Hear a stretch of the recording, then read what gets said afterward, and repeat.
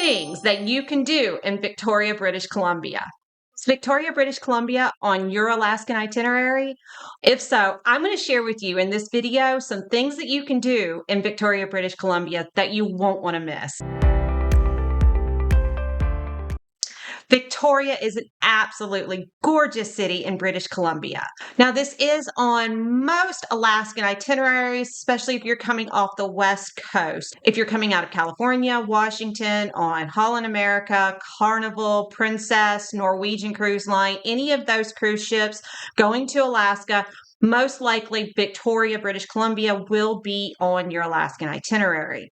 Now, you might be asking yourself, well, why is it on my Alaskan itinerary if I am wanting to go to Alaska? Well, that is because of the Passenger Vessel Services Act.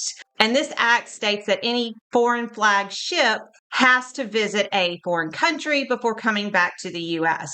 So all of these ships are actually housed in foreign countries. They're not housed here in the United States. So they do have to stop in Canada before coming back to the United States. Otherwise, they will receive large penalties.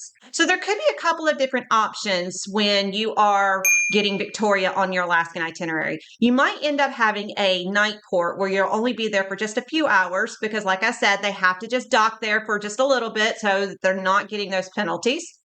Or you might end up getting a day where you're there for the entire day. So definitely, if you're wanting to take a look at Victoria and really experience the town there and take a look at all of the beautiful culture and just the gorgeous city, then you might want to look at an itinerary that has an entire day that you would be there. We had a couple different ones where we were there for 4 hours in the evening and then 8 hours for the entire afternoon. Keep that in mind when you're looking at your Alaskan itineraries. I highly recommend getting off the ship, even if you have just an evening port.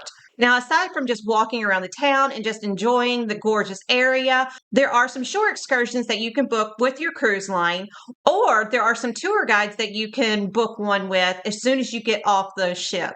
So there are a lot of different tour guides, different walking tours that they will take you through the town and share the historics of the town with you. So you do have those options there that you can either book it through your cruise line or you can book it as soon as you get off the ship. So one thing that you can look at doing is booking a horse-drawn carriage.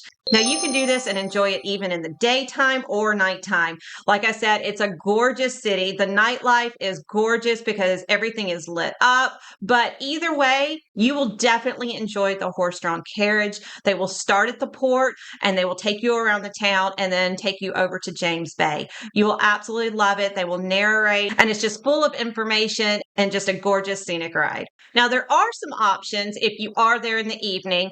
I know that if you're there in the evening, it did feel like when I was there, there wasn't a whole lot open and you do sometimes feel rushed. So it is definitely encouraged that if you're there in the evening to book a shore excursion if you want to go around and see the nightlife and the pretty lights and everything, because that way you don't have to worry about rushing back to the port. The cruise ship will not leave without you if you are on a shore excursion booked with them.